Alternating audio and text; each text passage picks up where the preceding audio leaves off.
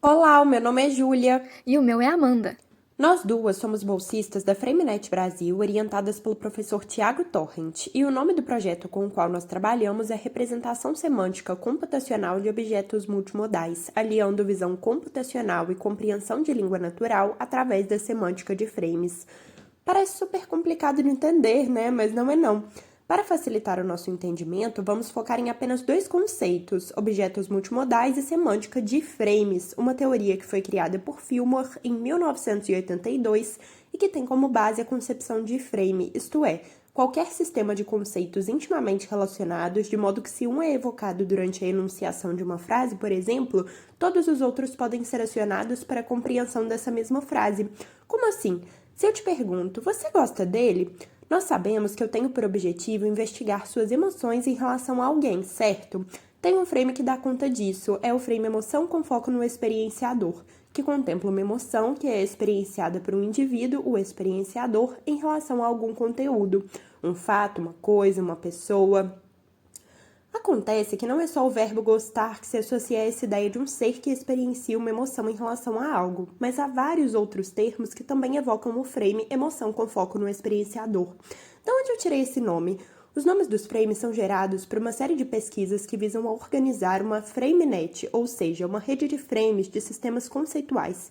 Nesse sentido, vale destacar que a UFJF cedia a FrameNet Brasil, um laboratório de estudos linguísticos que desenvolve ferramentas centradas no processamento de língua natural. Uma das ferramentas que foi criada para esse processamento a partir de textos verbais é a WebTool, que nos permite identificar nesses textos a evocação de diferentes frames e melhorar, dentre outras coisas, o funcionamento de tradutores automáticos como o Google Tradutor. Quem nunca pesquisou a tradução de uma palavra e percebeu que o vocábulo sugerido estava fora de contexto, não se encaixava no que era procurado? É por isso que é importante trabalharmos com uma rede de sentidos pensados a partir de diferentes circunstâncias. E é também importante ampliarmos a base de dados que nós já construímos, englobando linguagens para além da verbal, como aquelas evidenciadas em vídeos e em imagens. É esse trabalho com o verbal e com o não verbal que nós estamos considerando aqui como um trabalho pautado em objetos multimodais. Mas então, o que é multimodalidade? Ela ocorre quando duas ou mais modalidades de comunicação, auditiva, visual ou gestual, são usadas em um dado contexto. É importante trabalhar com ela porque, ao considerarmos essas diferentes modalidades, recuperamos informações contextuais que poderiam se perder quando analisadas por um único prisma. Assim, foi elaborada pela FrameNet Brasil uma ferramenta chamada Sharon que, diferentemente da WebTool, nos permite trabalhar com texto corrido juntamente com vídeos e imagens. Então, vamos ver como a ferramenta funciona e como nosso trabalho foi realizado através dela.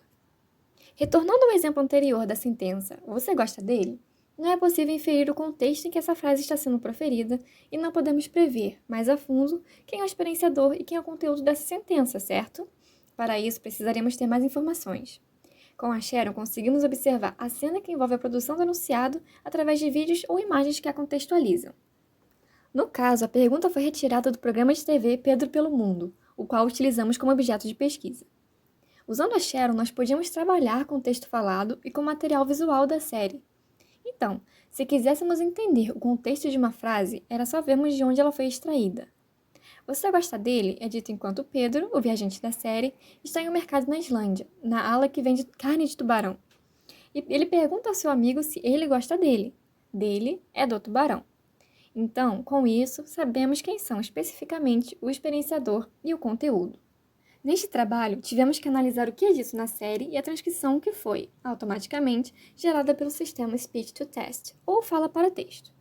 Em seguida, precisamos adaptar essa transcrição para deixá-lo mais fiel possível ao texto falado, uma vez que esse sistema não é 100% apurado.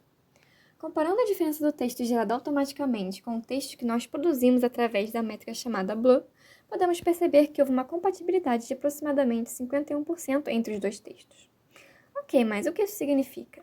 Significa que se fôssemos depender inteiramente da descrição fornecida pela Speech to Text, teríamos uma perda de conteúdo e de qualidade de 49%. Então, ressaltamos a importância do nosso trabalho ao longo da pesquisa. Se não fizéssemos esse ajuste de transcrição manualmente, muitas das informações verbais seriam perdidas e, logo, a pesquisa multimodal em questão não teria um resultado bem fundamentado. Esperamos que tenham compreendido como o nosso trabalho funcionou até agora. Muito obrigada!